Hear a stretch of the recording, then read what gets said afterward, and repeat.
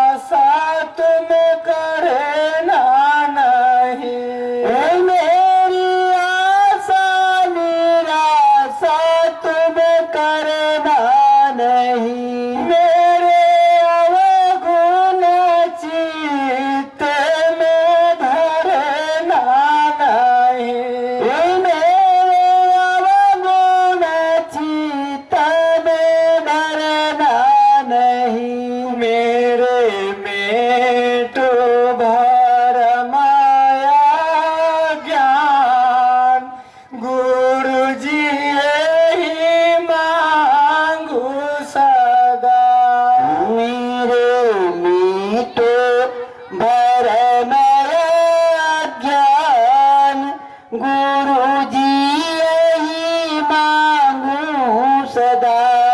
भक्ति करते छूटे मेरे प्राण, गुरुजी यही मांगू सदा।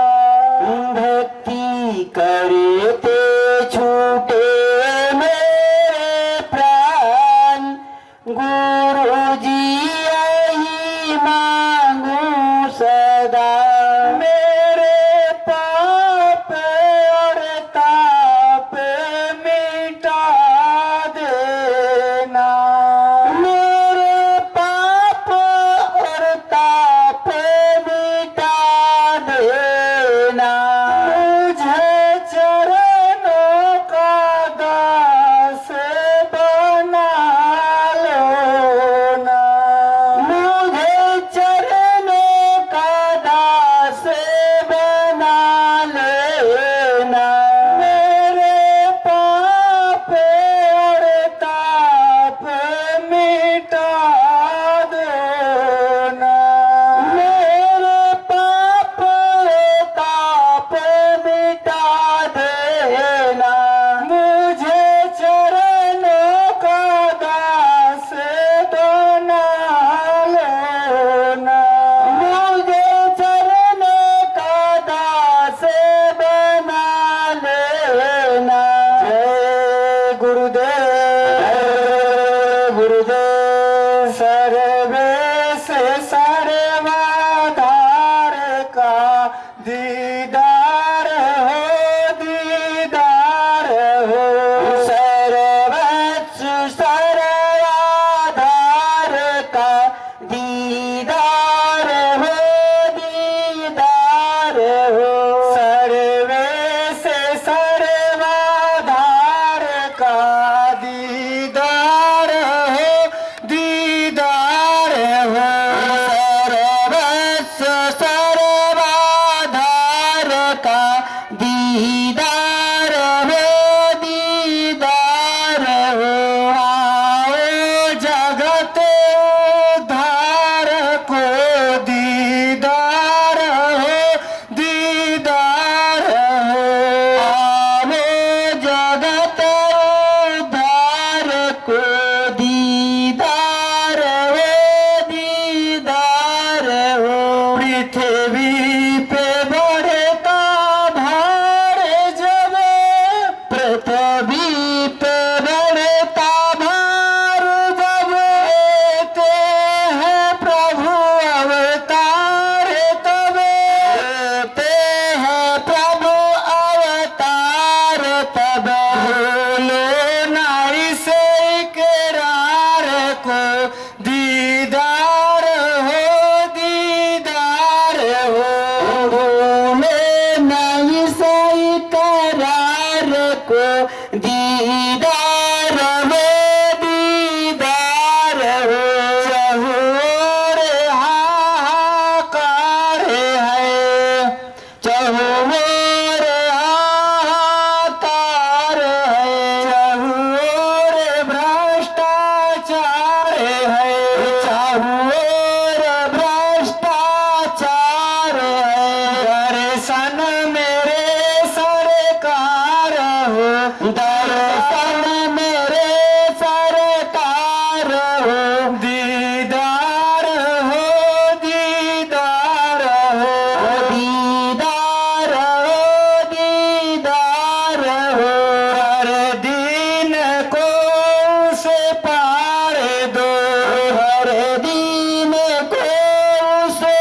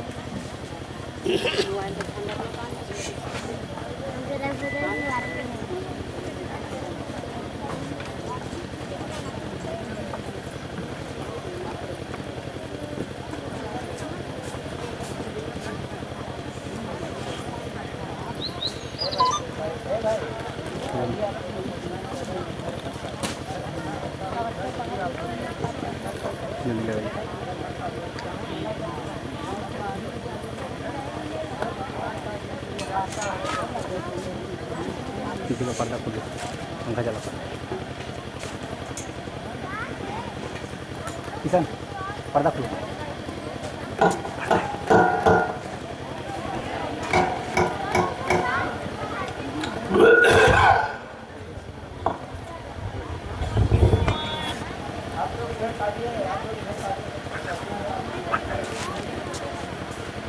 सभी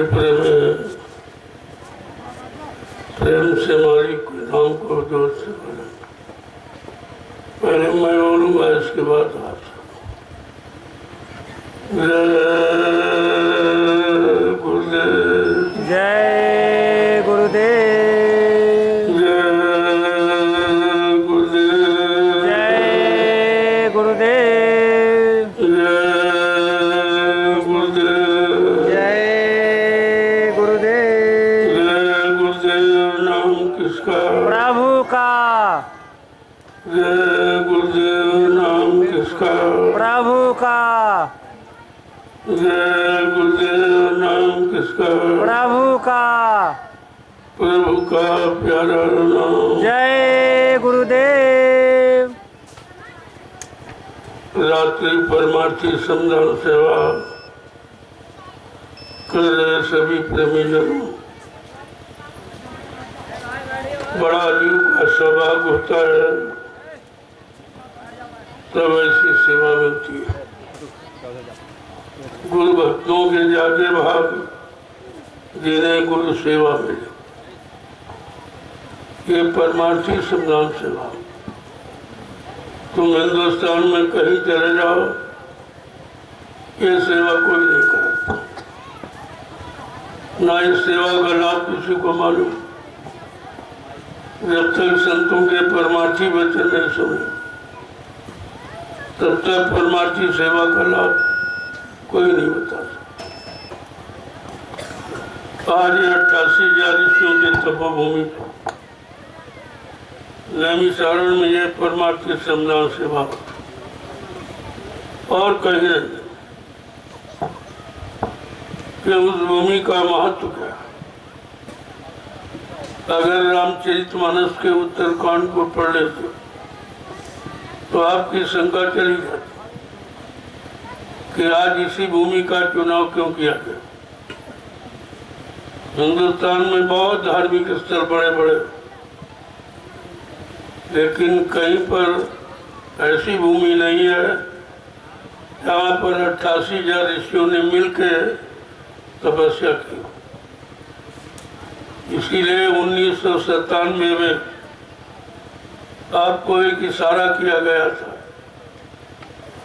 जब गुरु पूर्णिमा का कार्यक्रम नैमिषारण्य में हुआ और आखिर ये कहा गया कि बच्चा ये 88,000 ऋषियों की तपोभूमि है, यहीं से सतयुग के अंकुरण निकले। इस बात को आप भूल गए। गुरु वचन तुम्हारे दिमाग में नहीं रहे तब आप शंका के शिकार बन गए। मथुरा में कभी नहीं कहा गया कि यहीं से अंकुरण निकलेंगे सतयुग।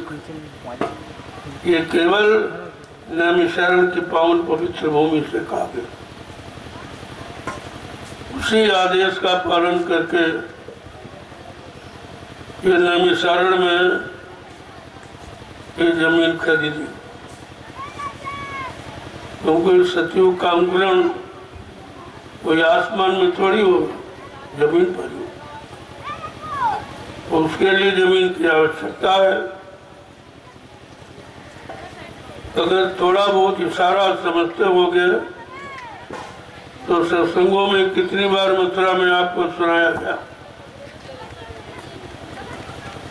कि जो चौथा यज्ञ होगा वो एक छोटी सी नदी के किनारे एक बियाबान जंगल में, ना कोई बस्ती होगी, ना कोई गांव, ना शहर कस्बा होगा, ना कोई रेल मोटर का साधन होगा, और उस स्थान पर 10 करोड़ प्रेमी इकट्ठा हो। चौथे सतयुग के देख सतयुग आगमन का जो यज्ञ होगा वो 10 करोड़ प्रेमी इकट्ठा हो। तो कहा था मैं सतयुग आने की तारीख की घोषणा करूं। अगर इन वचनों को याद रखते आप तो शंका खत्म हो जाती है। गुरु वचनों को आपने सुना 60 साल मथुरा में, लेकिन एक भी वचन तुम्हारे पास नहीं है कि आपको क्या बताया गया, क्या इशारा किया गया।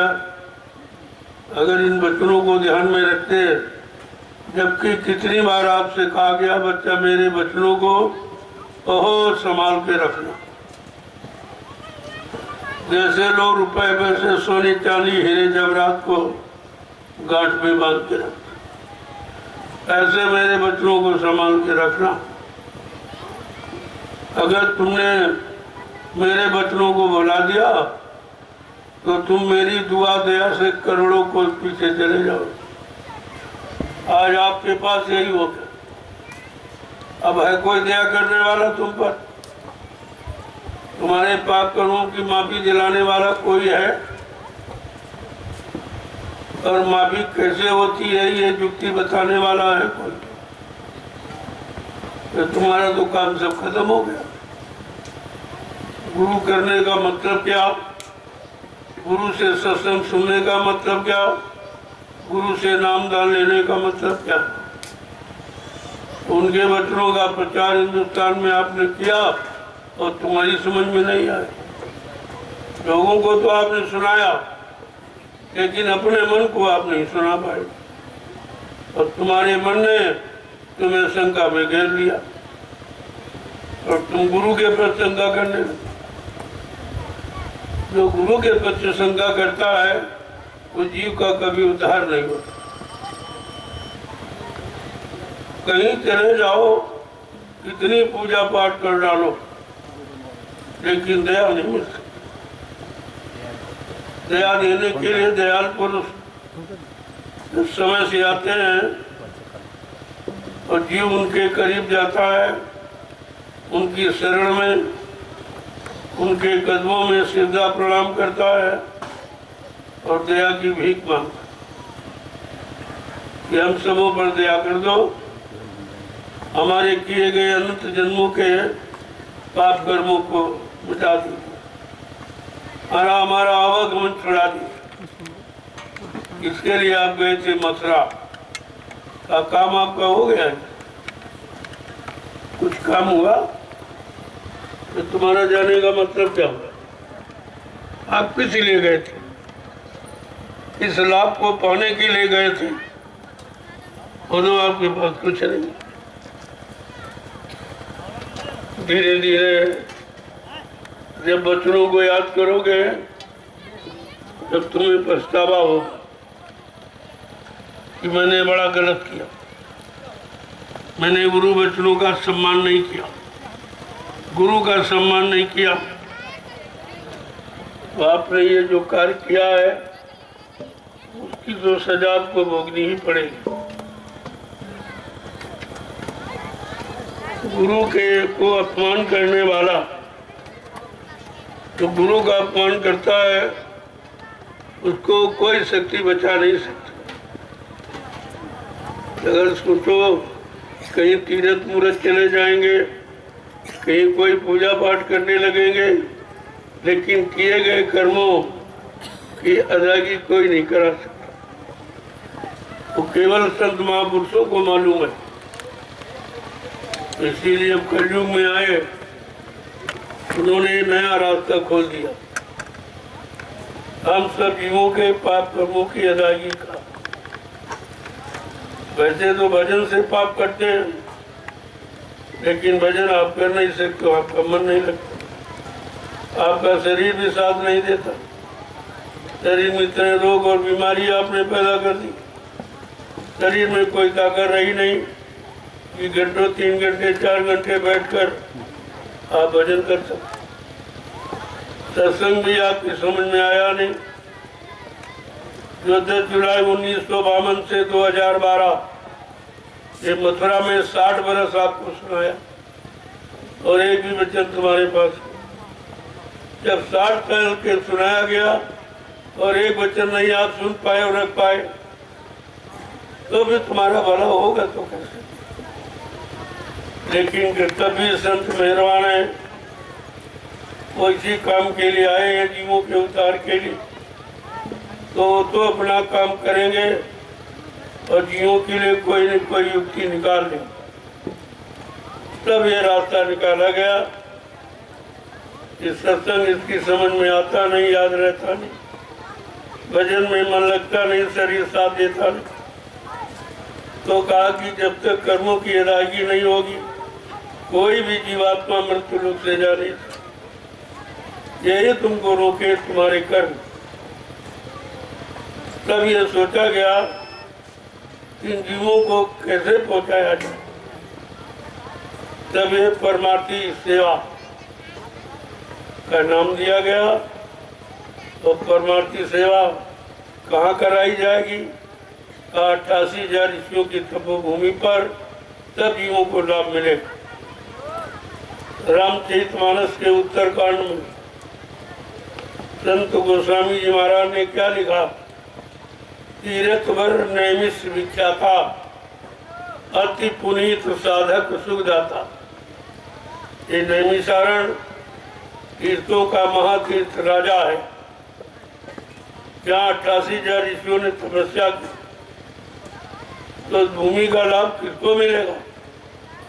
कहा पंडा पुजारी कहते नहीं, दान सेवा करने वाले कराने वाले कहते नहीं। इसको मिलेगा जब किसी संत के साधक उस भूमि पर नाम की कमाई करेंगे, उनको उस भूमि का लाभ मिलेगा। तब इस भूमि का चुनाव किया गया। रामचरितमानस में जो लिखा है उसको कहाँ सिद्ध किया जाए? तुम हिंदुस्तान में कहीं चले जाओ, कोई ऐसी भूमि नहीं है जहाँ पर 88,000 ऋषियों ने मिलकर तपस्या की। तो यही भूमि जहाँ बैठे हो, ये 88,000 ऋषियों की तपोभूमि है, जहाँ 84 कोस की परिक्रमा कराई जाती। 84 काटने के लिए 4 कान 84 लाख नरकों की योनियों से छुटकारा दिलाने के लिए, जहाँ हर साल ये 84 कोस की परिक्रमा, ये स्थल उसी में आता है जहाँ बैठ। अब ऋषि मुनियों ने सतयुग त्रेता में तपस्या की थी। इतना लंबा समय निकल गया, उनको गए, यहाँ कोई आया नहीं, किसी ने ध्यान दिया नहीं, न किसी सरकार राजा ने, न किसी प्रजा ने।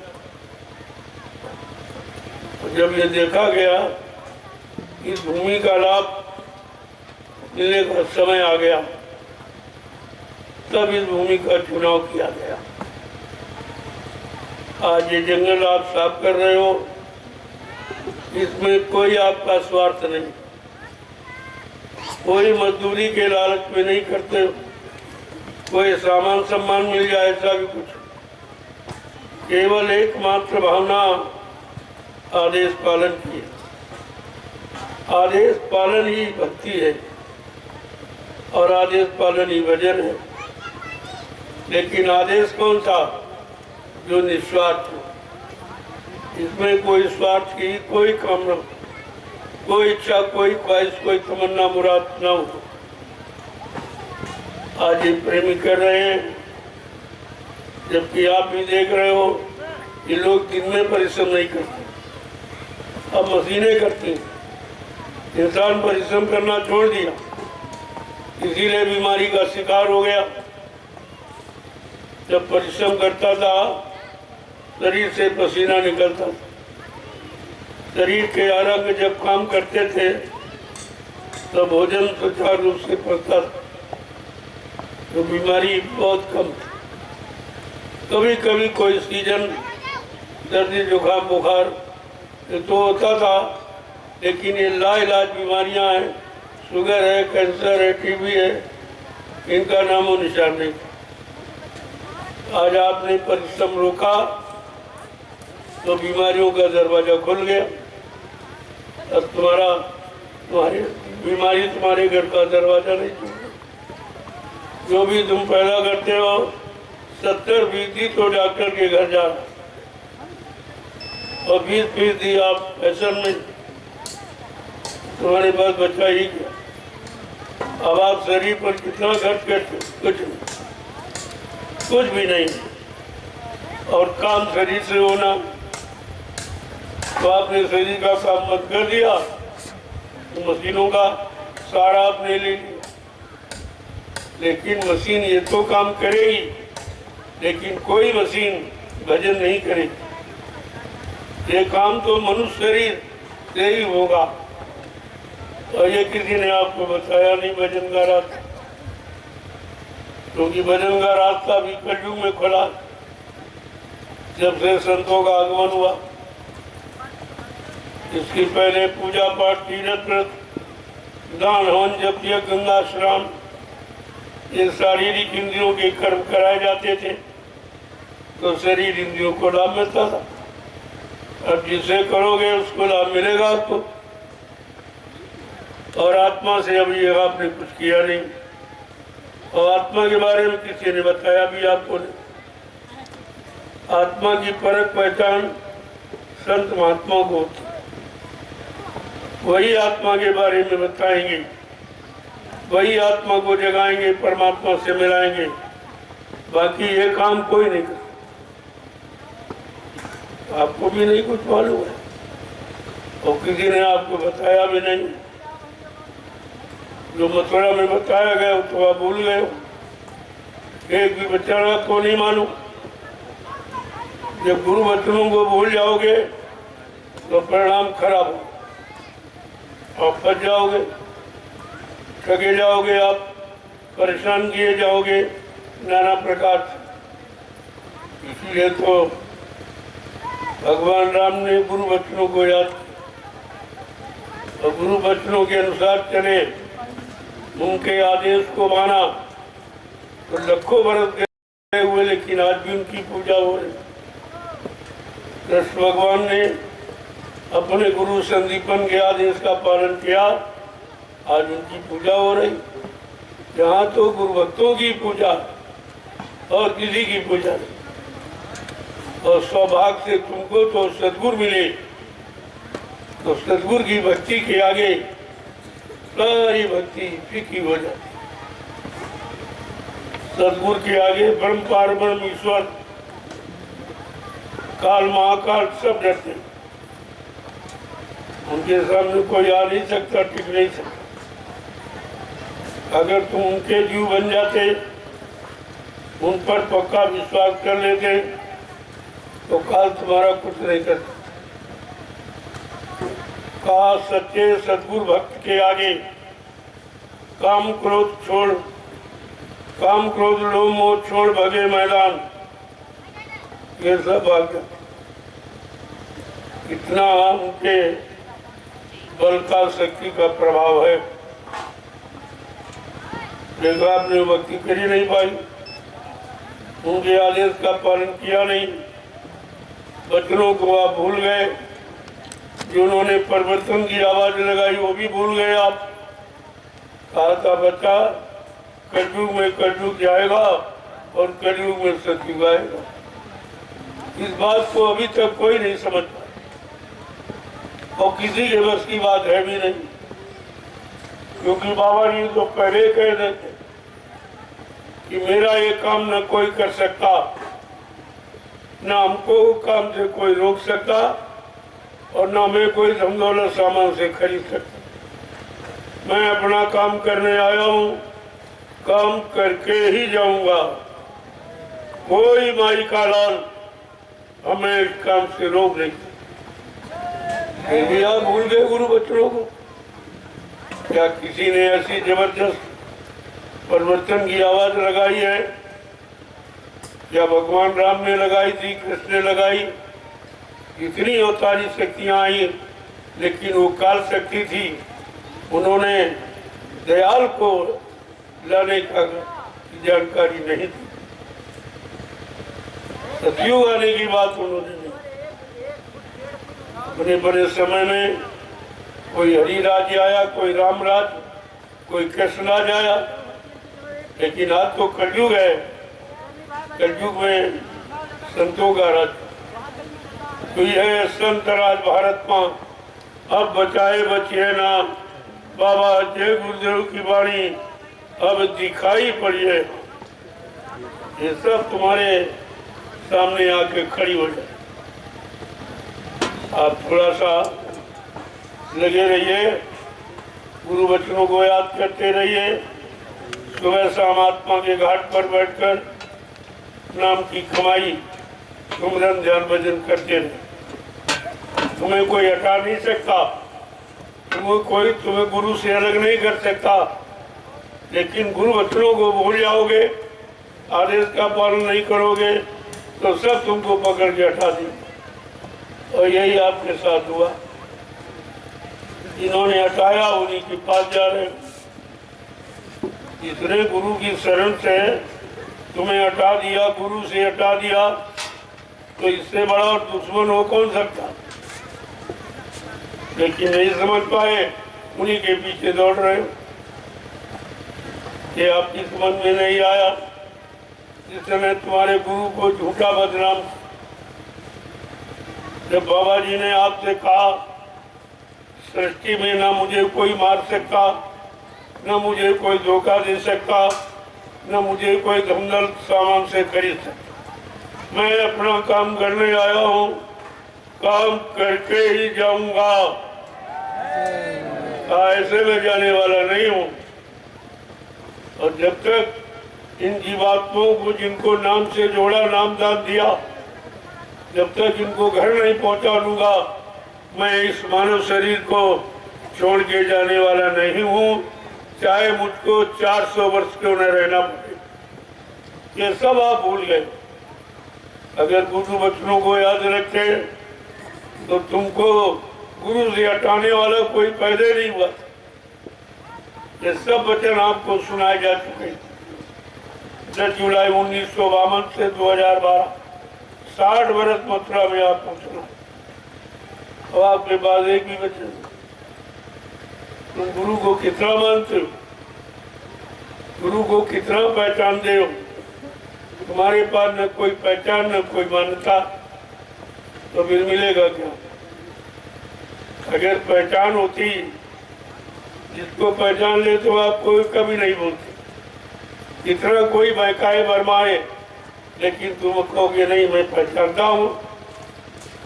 लेकिन गुरु की पहचान कहाँ चली? किसी के अंदर नहीं। 45 करोड़ जीवों को ये पहचान बताई गई, अपना काम उन्होंने बताया, जगाए नाम जय गुरुदेव की महिमा बताई, लेकिन समझ में तुम्हारे कुछ नहीं आया। यही जीव की सबसे बड़ी अज्ञानता है। इसी अज्ञानता के कारण आज दर की ठोकरें खा रहे हो। तुम्हारी कोई सुनने वाला नहीं। तुमने जो सुनाने आया उसकी आपने सुनी नहीं, अब तुम्हारी कौन सुनेगा? जब तुमने गुरु की मानी नहीं तो तुम्हारी कौन मानेगा? बात तो यहीं पर आके अटकती। इसलिए प्रेमियों, अभी वक्त है गुनाहों का, तू तौबा कर ले। फिर न कहना कि हमने सुना था पैगाम में। मैं आज 14-12 वर्ष से लगा था ये संदेश दे रहा हूँ। 28 मई 2012 से 18 मई 2012 को लीला के तुरंत 10 दिन बाद मैंने अभियान छेड़ दिया। तो पूरे हिंदुस्तान में घूम कर सबको जानकारी कराई। जो वचन आपको सुनाए गए, उन्हीं वचनों को एक बार फिर से सुनने का एक मौका आपको दिया जा रहा, ताकि आप ये न कहें किसी ने बताया नहीं था, हम भूल गए। हम आपको कहने नहीं देंगे। पूरे हिंदुस्तान में 12 वर्ष पूरे हो गए सुनाते, बनाते, समझाते। तो तुमने सुना कि नहीं माना, ये तुम जानो, तुम्हारा काम जाने। लेकिन हम ये कहने के लिए नहीं रखेंगे किसी ने बताया। मैंने घूम कर अकेले ही, कोई साथ में नहीं, सब लोग भयभीत थे, डरते थे, सच्चाई कहने में डरते थे, क्योंकि गुरु की सच्चाई उनके पास नहीं थी। इसलिए डर था और सच्चाई आपको बताई भी नहीं गई। जब इन लोगों ने प्रचार किया कि बाबा जी ने शरीर छोड़ दिया है, आप लोग मथुरा में आके अंतिम दर्शन कर जाओ। आप लोग गए होंगे दर्शन, क्या दर्शन आपको मिला था? दर्शन आपको कराया गया। हिंदुस्तान का कोई प्रेमी ये कह दे कि मथुरा में हमको बाबा जी का दर्शन कराया गया, तो तुमको जब दर्शन कराया नहीं गया, आपने दर्शन किया ही नहीं, तो फिर मान कैसे किया? अगर कोई कह दे तुम्हारा पिता मर गया और लाश न दिखाई जाए, क्या बिना देखे 13वीं करोगे, बाल मड़वाओगे? और तुमने तो बिना देखे सब कुछ करा। तुम्हारे द्वारा ये सिद्ध करा दिया कि बाबा जी मर। ये दोष तुम्हारे पर लगा, और जिन्होंने कहा उन्होंने कुछ नहीं किया और तुमसे करवा दिया। तुम इन्हें बाल मुड़वाए, तुम इन्हें 13वीं की। और आज भी 18 मई उसी रूप में मना रहे। आज भी अभी उनकी आंखें नहीं खुली। क्या ये गुरु मरने वाला था? जब बाबा जी ने नाम दान दिया था, तभी आपसे वादा किया था कि बच्चा, मैं अजर अमर देश से आया हूँ, जब तक इन जीवात्माओं को हमारा देश नहीं पहुँचा लूँगा, मैं चैन से बैठने वाला नहीं हूँ। जब तक मेरा एक भी जीव यहाँ रहेगा, मैं बराबर मौजूद रहूँगा। जब मेरे जगह सारे जीव चले जाएंगे, मैं पीछे से जाऊँगा। क्या ये बात याद है तुमको? कुछ भी तो याद नहीं है। गुरु का इतना अपमान तुम्हारे सामने किया गया और तुम ही अपमान करने वालों के सहयोगी बन गए। तुम्हें मालूम नहीं है, जो गुरु का झूठा अपमान करता है, झूठा दोष लगाता है, अगर उसका जो साथ देंगे, वो सजा जो उनको मिलेगी वही। आपने कभी धर्मशास्त्रों को नहीं पढ़ा? गुरु निंदा सुने जो काना, पाप लगे गौघास समाना। तो गुरु की निंदा अपने कानों से सुनता है, उनको गौहत्या के बराबर पाप लगता है। और तुम सबने ये काम किया। तुम्हारे सामने गुरु की निंदा होती रही, गुरु मर गए और दिखाया बताया कुछ नहीं। कोई परिचय आज तक नहीं किसी तरह का। ये दोष तो तुम्हारे पर लगा हुआ, और ये दोष में सब तुम शामिल हो। कोई ऐसा नहीं जिसको अपने गुरु पर विश्वास होता और चैलेंज के साथ खड़ा होकर कहता मेरा गुरु मरने वाला नहीं है। गुरु ने पहले ही कहा था, ना मुझे कोई मार सकता, न मुझे कोई धोखा दे सकता, न मुझे कोई धन दौलत सामान से खरीद सकता। मैं अपना काम करने आया हूँ, काम करके ही जाऊंगा। और जरूरत पड़ी अपने काम को पूरा करने के लिए तो मैं इसी से शरीर में 400 वर्ष तक रहूंगा और काम करके ही जाऊंगा। ये सब आप भूल गए हो। मैं तो खामियाजा आपको भी भोग रहा हूँ, वही भोग रहे हो। दर मारे मारे घूम रहे हो अधूरू दर्शन। गुरु की पहचान है आपको? क्योंकि गुरु की कोई पहचान नहीं। तुमने जो ऊपर में पहचान दाढ़ी बाल की बनाई थी, कपड़े की, वो तो तुम्हारा झूठा नहीं। ये पहचान नहीं है। पहचान जो नामदान आपको मिला, अगर उसके उस नामदान की कमाई करते तो आपको सच्ची पहचान गुरु को रोज सच्चा दर्शन मिलता। वो नूरानी चेहरा वो आपको वहाँ पे, ये तो जिस्मानी चेहरा जीवों को जगाने के लिए और नूरानी चेहरा जीवात्मा को घर पहुँचाने की, ये दोनों चेहरों की जानकारी। और तुम्हारे पास एक भी चेहरा नहीं, एक भी पहचान नहीं है, तो तुम्हारा क्या हो? कभी आपने विचार किया है कि छोटा मोटा अपराध है ये? इतने बड़े सम्राट मालिक जो कभी भूमंडल पर नहीं आए, उनके बारे में इतना झूठा प्रचार और अपमानजनक झूठ बोलने वाला कि बाबा जी झूठ बोल के चले गए, वादा खिलाफी करके चले गए, दगेबाजी करके चले गए, ये सब ने प्रचार किया है और तुम सब उन्हीं के सहयोगी रहे। तुमको वचन अगर याद होते तुम ठोक के कहते नहीं बाबा जी ने तो ये कहा था, पला तारीख को ये कहा, पला तारीख को ये कहा। अभी तो कुछ नहीं हुआ। उन्होंने कहा था कि हम आए वही देश से जहाँ तुम्हारा धाम, तुम सबको घर पहुँचाना ये हमारा काम। तो ये काम जो कहा ये काम हो गया तुम्हारा, तुम्हारी जीवात्मा घर पहुँच गई। फिर कैसे तुमने मान लिया? इसका मतलब तुमने गुरु को झूठा माना, झूठ बोलने वाला माना। यही तुम्हारा आदर्श, यही तुम्हारी गुरुभक्ति, यही तुम्हारी गुरुमुखता है। अरे गुरु शिष्य का रिश्ता तो सबसे बड़ा होता है, और तुमने गुरु शिष्य के रिश्ते में भी दाग लगा दिया, तो तुम्हारा क्या हुआ? कभी तुमने सोचा है? क्योंकि हर युग में गुरु आया, लेकिन वो सांसारिक गुरु, सांसारिक इच्छा पूर्ति के लिए, रात पाठ धन दौलत मान सम्मान अधिकार पद पत्नी बाल बच्चे ये तो दिलाया, लेकिन भगवान से नहीं मिला। ये उन गुरु का काम नहीं था, ये काम है सतगुरु का। सत माने ईश्वर और गुरु माने मिलाने वाला।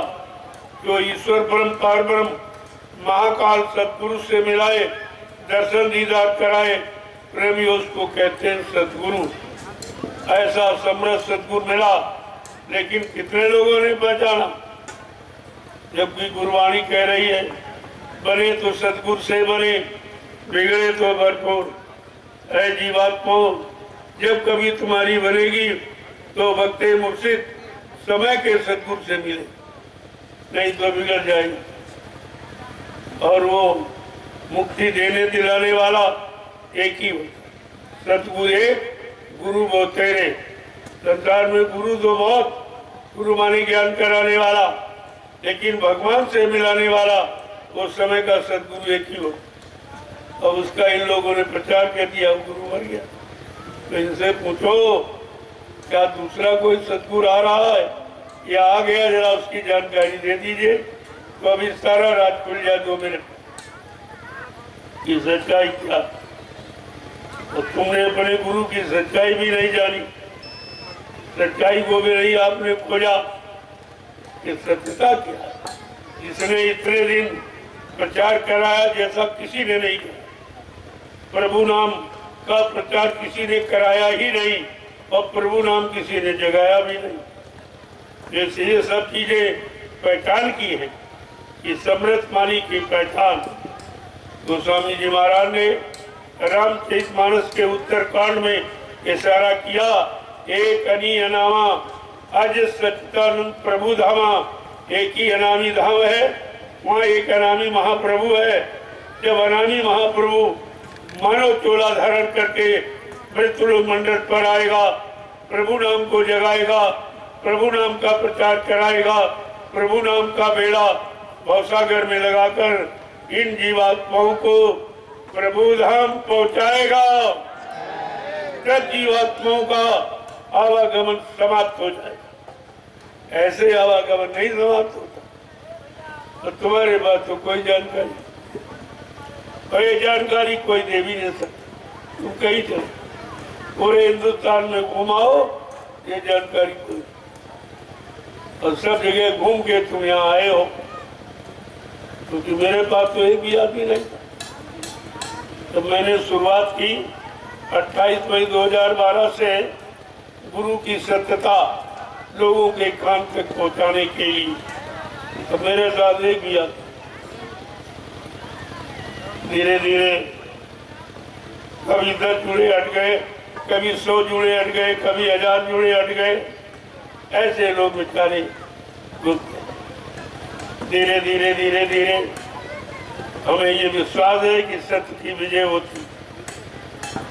देर बेर भले हो जाए, लेकिन सत्य में कभी अंधेर नहीं होता। और ये मैंने 28 मई 2012 से अभियान ये चालू किया, और मैंने अपना आधार रखा, वो भी बताया, लेकिन लोग इशारे को समझ नहीं पाए। मैंने इशारा करके कहा, गुरु उसी शरीर में जीवित है, ये आधार हमारा है। जो कहते गुरु चले गए, ये दुर्भाग्य तुम्हारा है। मैंने ये आधार बनाकर अभियान छेड़ दिया पूरे हिंदुस्तान में। गोम गोम कर सब जगह संदेश देता रहा, और इधर तैयारी करता रहा। जो मैंने तो किसी से कभी 1 रुपया मांगा नहीं, न पहले मांगा न आज मांगता हूँ। जो स्वेच्छा से, जो श्रद्धा सेवा भाव से आपने दिया है, उसी से मैंने ये जमीन खरीदी। आपकी एक एक पाई लगी हुई, और मैंने 4-5 वर्ष के अंदर 3 आश्रमों का निर्माण। पहला सतगुरु धाम नैमिषारण्य सीतापुर उत्तर प्रदेश, दूसरा ये जय गुरुदेव आध्यात्मिक ज्ञान आश्रम मिश्रिक सीतापुर उत्तर प्रदेश, और तीसरा है वो जमुनिया ग्राम में हरदोई जिले में बाबिया। कोई सेवा नहीं दी, और आज भी कोई सेवा नहीं देता। अब आप सोचिए, बड़ा लोग ताज्जुब कर कि जहाँ आपने 4-4, 5-5, 6-6 अंकों के सेवा दी है, वहाँ कुछ। वो तो मथुरा का एक आश्रम 45 करोड़ प्रेमियों के सहयोग से बना। मेरे पास तो कोई आदमी थे नहीं, सब इधर उधर परिवार भटक गया था, लेकिन गुत्थड़े से प्रेमियों ने जो सहयोग किया, 1 रुपये, 10 रुपये, 100, 50 रुपये, मैंने उसी को संभाल के रखा। और ये जमीन करीब लगभग 300 बीघे यहाँ जहाँ बैठ गया, और 13 एकड़ वो सतगुरु धाम में है, और 10 एकड़ जमीन मैंने अभी हुआ 20 एकड़ हुआ हरदोई में। इतनी जमीन आपकी गाड़ी कमाई, मेरा उसमें कुछ नहीं, और 1 इंच भी जमीन मेरे नाम में। मैं ये काम धोखे का नहीं। हमको कुछ नहीं चाहिए, हमको केवल तुम्हारी व्यवस्था बन जाए। अब जब सब लोग जागेंगे तब आए कहाँ जाएंगे, और कोई जगह तो है नहीं, और न किसी ने जगह तैयार की। सबको अपनी बनी पड़ी उनको गुरु वचनों की पूर्ति करना, गुरु वचनों का पालन करना, गुरु के आदर्श को प्रस्तुत करना, ये किसी के दिमाग में नहीं है। लेकिन यहाँ तो उनके आदेश को सिर माथे रखकर ये सब जमीन तैयार, आज भी आप तैयार करें, आप ही देने वाले, आप ही करने वाले हो। और ये 2 लाख एक ने सेवा दी है तो जमीन का निर्माण हो गया, दूसरा आप शारीरिक श्रम कर रहे हो जिससे जमीन तैयार हो रही। आगे आने वाले भविष्य में 20 लाख लोग यहाँ पर आ जाएंगे, उनके बैठने के लिए, सत्संग सुनने के लिए, भजन करने के लिए, सेवा करने के लिए तो जगह चाहिए ही। इस नाते वो जगह का निर्माण। अब जब 45 करोड़ आ जाएंगे तो जमीन कब बढ़ जाएगी, कहाँ ज्यादा। केवल हमें देख रहे तो आप देख, तो मैं कोई अपने लिए थोड़ी कर रहा हूँ। मुझको सब जानते हैं कि मैं झोपड़ी में रहता हूँ, आज भी रह रहा हूँ, भविष्य में रहूँगा। जो किया जाएगा वो संगत के लिए किया जाएगा, अपने लिए नहीं। अपना तो अपनी पहचान दो झोपड़ी है। अब तो मीडिया पत्रकार भी कहने लगा कि हिंदुस्तान में एक महात्मा है जो झोपड़ी में रहता, बाकी का बिल्डिंगों में ऐसी पहचान तो कुछ न कुछ रखनी पड़ेगी। आखिरकार ये भूला भटका जीव कहाँ जाएगा। अब धीरे धीरे धीरे धीरे ये सब प्रेमी आ रही, तो इनके लिए ये व्यवस्था है। तुम शरीर से श्रम करो, पसीना निकलेगा, बीमारी चली जाएगी, सारी बीमारियां निकल जाएंगी। एक पैसे की दवा खाने की जरूरत नहीं है। अगर तुमने तन मन से सही तरीके से निस्वार्थ सेवा अगर आपने की है तो तुम्हारे शरीर में कोई बीमारी। जब डॉक्टरों के पास जाते हो तो कहते हैं भाई सुबह टहला करो, कहा लगभग 1 किलोमीटर आप टहला करें, चला करें पैदल।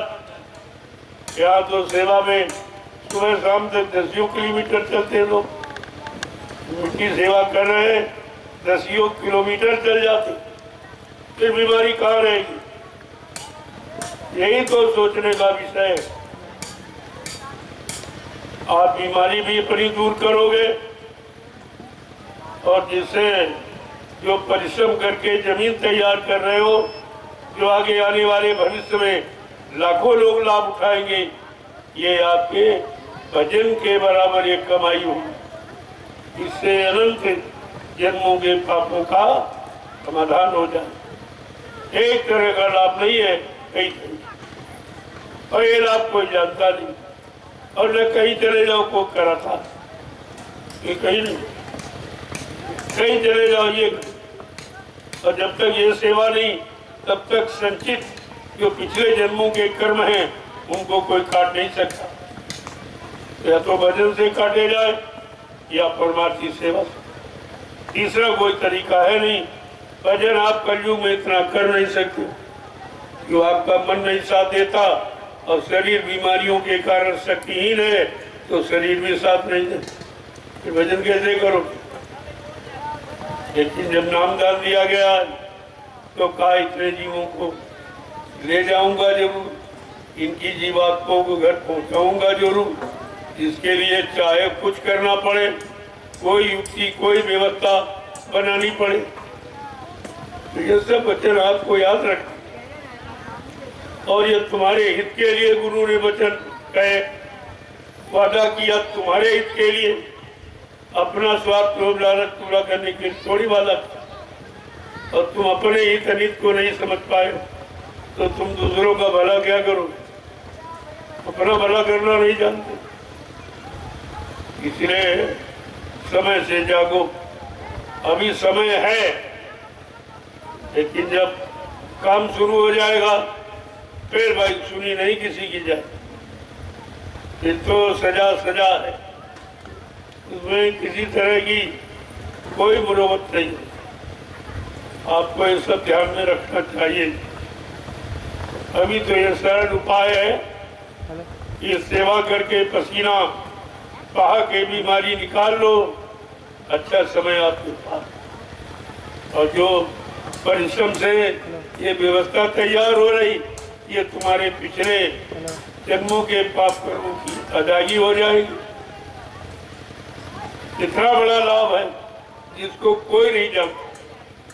लोग तमाशा देखते रह जाएंगे और काम करने वाले काम करके चले जाएंगे।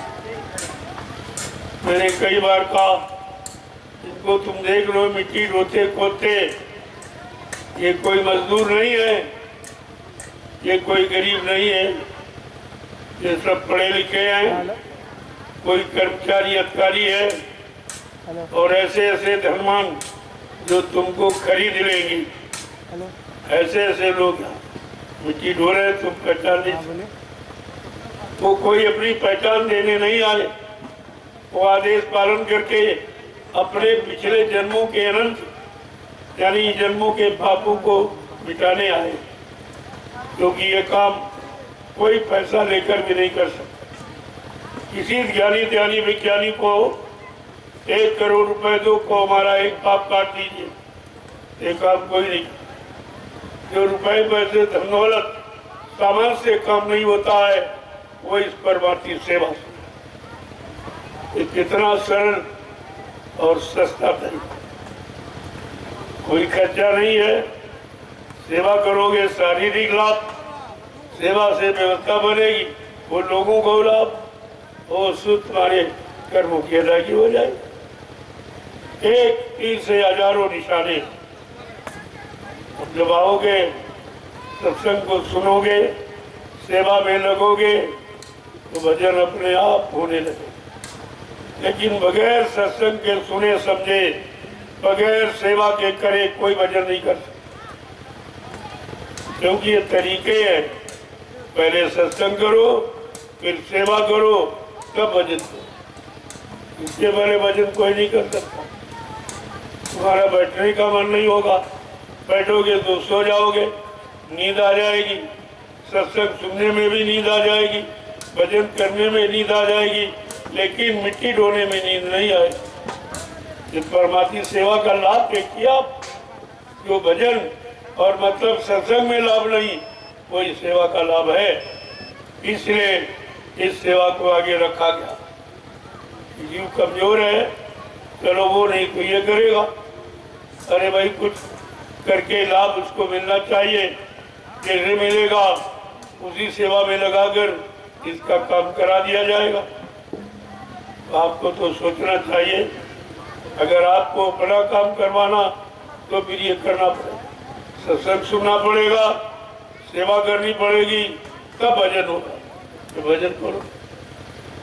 अगर सेवा में लग गए तो सत्संग भजन दोनों का लाभ आपको मिलेगा। क्यों? ये सेवा अपने बाल बच्चों के लिए नहीं करते हो, अपने स्वास्थ्य के लिए नहीं करते हो। अगर पूछा जाए क्यों करते हो, तो कहोगे भाई आदेश हुआ, हम आदेश का पालन। तो वे लोग सुनेंगे, बड़ा ताज्जुब करेंगे कि कलयुग में बगैर पैसा लिए कोई काम करते ही नहीं है।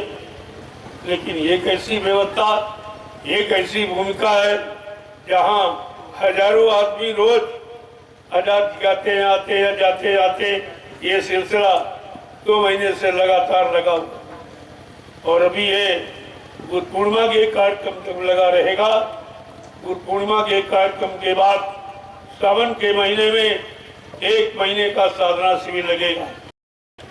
उसमें आपको साधना की ट्रेनिंग दी जाएगी। सुबह 4 बजे घंटा संग बजेगा, एक प्रार्थना होगी, 1 घंटे सुमरन ध्यान भजन करोगे, इसके बाद सत्संग सुनो, इसके बाद सेवा। ये तीनों काम सत्संग सेवा भजन जो मूल आधार है कलयुग में जीवों के लिए, ये तीनों काम आपके साधना शिविर में हो। क्योंकि अब जरूरत है, अभी आप सेवा करते हो, भजन नहीं कर पाते, इतना थक जाते हो तो भजन कैसे करो। लेकिन तुम्हारा भजन ऐसे ही मान लिया जाए। एक डलिया मिट्टी की डालोगे, 1 माला स्वीकार होगी। एक फावड़ा चलाना और डलिया, इनका इतना बड़ा लाभ है, ये लाभ आपको कोई नहीं दे सकता। ये लाभ भी प्राप्त कर रहे हैं। सब लगे कुछ है ऐसी कड़ी धूम में जहाँ टेम्परेचर इतना हाई, कोई घर से निकल नहीं रहा है और यहाँ सेवा चल रही। दिन में नहीं करते, ये धूम में तपस्या करते हैं, सेवा करते हैं।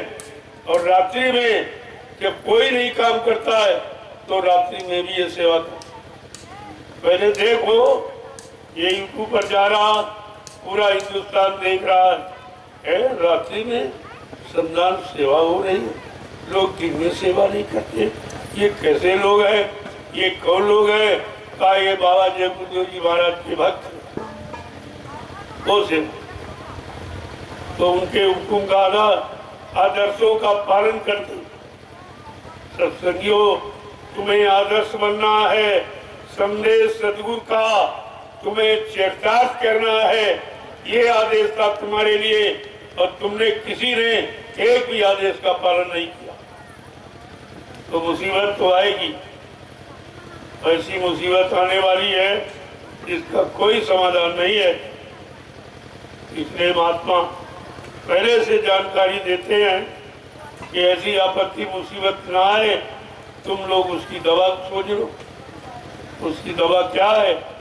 भजन और ये परमार्थी संदान सेवा, इसके अलावा कोई दवा नहीं। और ये किसी की समझ में जल्दी आएगा नहीं। क्यों? विनाश काले विपरीत बुद्धि। जब जिनका विनाश होने को है, जिनका पाप का गड़ा भर गया, वो तो फूटे। और जब गड़ा फूटने का समय आता है तो मानव की बुद्धि कैसी हो जाती?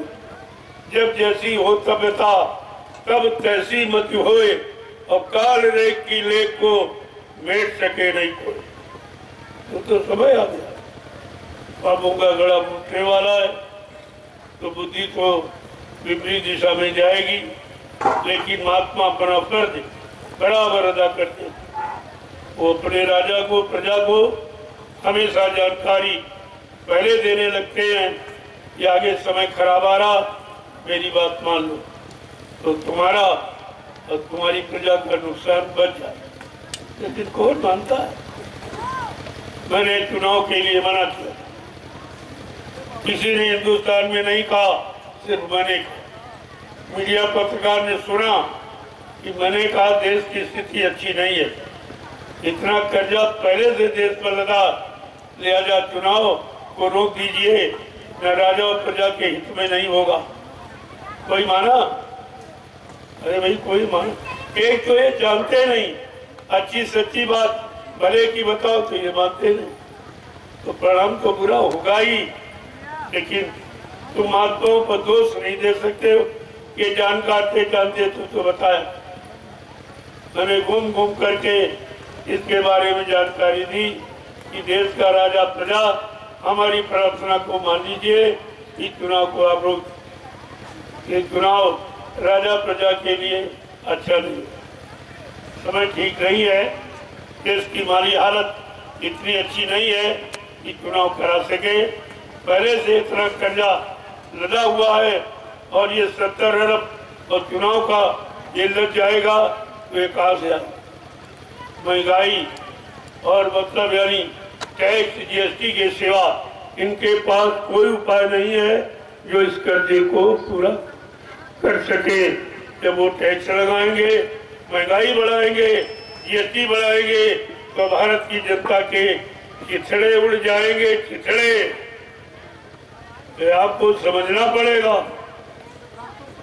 अभी तो मैं एक इशारा कर रहा हूँ, जानता तो सब, लेकिन बताऊंगा नहीं अभी।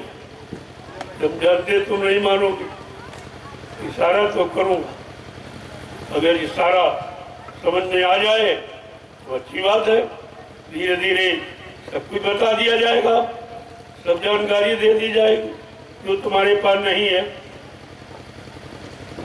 जय गुरुदेव, जय गुरुदेव।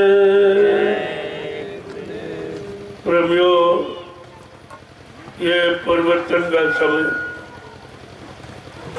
बदलाव निश्चित है। ये बदलाव नहीं जो तुम देख रहे हो, वो प्रकृति की तरफ से जो बदलाव होगा जिसे सारी दुनिया स्वीकार कर लेगी। मजबूर हो जाएंगे लोग तो प्रकृति की तरफ बढ़ेंगे और प्रकृति का संबंध महात्माओं से होता है। महात्मा प्रकृति को मना सकते हैं और प्रकृति से बदलाव करा सकते, और किसी के बस की बात नहीं है कि प्रकृति से कोई बदलाव करा दे या प्रकृति को मना ले। तुम्हें ये मालूम नहीं है कि महात्माओं का संबंध प्रकृति से है कि नहीं है, कैसा क्या है तो मालूम आपको। लेकिन जब वो जानकारी दे रहे हैं कि मैं परिवर्तन करने आया हूँ, परिवर्तन करके ही जाऊंगा, कोई माई काला हमें इस परिवर्तन से न रोक सकता है न मेरा काम कोई कर सकता है। दोनों चीजें, रोक भी नहीं सकता और हमारे काम को कोई कर भी नहीं सकता। इतनी छोटी बात नहीं समझ में आई, छोटा इशारा नहीं समझ में आया कि जब तुम ये कोई नहीं काम कर सकोगे, आगे तुमको यानी एक नहीं दो पंचवर्षीय आपको काम करने के लिए दी गई, तुम्हारा कोई काम नहीं हुआ तो अब तुम कहां से कर लोगे? कर जाओ, लाते रहो, कर जा लाते। ये कौन अदा करेगा? ये भारत की जनता से मार मार के वसूल किया जाएगा। अभी आपकी समझ में नहीं आता, भागते चले जा रहे हो, समर्थन करते चले जा रहे हो, उन्हीं के पीछे जा रहे हो जो तुम्हारे लिए खाई खोद रहे, गड्ढा खोद रहे, कुआं खोद। नहीं समझ पा रहे आप? समझना तो पड़ेगा। कब तक मार खाओगे, कब तक टैक्स भरोगे, कब तक महंगाई भरोगे, कब तक दुख तकलीफ सहोगे? एक न एक दिन आपको मानना ही। समय के पहले मान जाओ तो तुम्हारा कुछ बच जाए, और सब खोकर मानोगे तो ये कौन सी बुद्धिमानी होगी? लेकिन महात्मा सबके लिए, एक जाति धर्म एक देश के लिए नहीं, सर्वदेशी सर्वहितैषी त्रिकालदर्शी और दूरदर्शी उनको कहा जाता है। ये उनके नाम है, वो सबके लिए और सबको एक दृष्टि से देखते और सबको समान रूप से काम करने की भूमिका बनाते। लेकिन ये बात किसी की समझ में अभी तक नहीं आई, न कोई नेता न कोई महात्मा, कोई नहीं समझ पाया। ऐसी आवाज हिंदुस्तान में और तो कोई लगा नहीं रहा। परिवर्तन का चैलेंज और तो कोई कर नहीं रहा है, तो कम से कम बाबा जी से चल के पूछना चाहिए, भाई आपकी भूमिका कैसी है, बता दो तो हम लोग कर ले। वो तो कहते रहे भाई तुम कर लो, हमें कोई करना का शौक नहीं, अरे तुम ही कर लो, तुम्हारा नाम हो जाए, तुम्हारा यानी तुम्हारी प्रजा बच जाए, तुम्हारा सम्मान हो जाए। वो तो खुद ही चाहते बात, वो कोई अपने लिए थोड़ी कहते, वो तो काम की बात करती। ये काम तुम्हारे बस का ना हो तो आप हमको दीजिए। नहीं समझ में आ रहा पूछ लीजिए आप। तो कहा ये तो अपनी तो ही नहीं समझते हैं, महात्माओं के पास जाने में तो ही नहीं समझते। अधेर मुसीबत आपत्ति और कर्ज में दब रहा, ये अपमान नहीं है, ये क्या सम्मान है? तो बाहर मुल्क के लोग समझते हैं भारत इतना गरीब है, इतना कर्जदार, सब देशों का कर्जा लिए बैठा, तो कौन सा तुम सम्मान की दृष्टि से देखे जा रहे? लेकिन महात्माओं के पास जाने में अपमान समझते, उनकी सही सच्ची बात मानने पर अपना अपमान समझते। परेशानी का तो कारण ये है, एक तो ये जानते नहीं, और महात्मा सच्ची अच्छी बात पता है तो ये मानते नहीं, तो परिणाम तो खराब होगा, अच्छा नहीं होगा। जय गुरुदेव। जय गुरुदेव, जय गुरुदेव। नाम किसका? जोर से बोलो, सब मिल बोलो, बोलना होगा।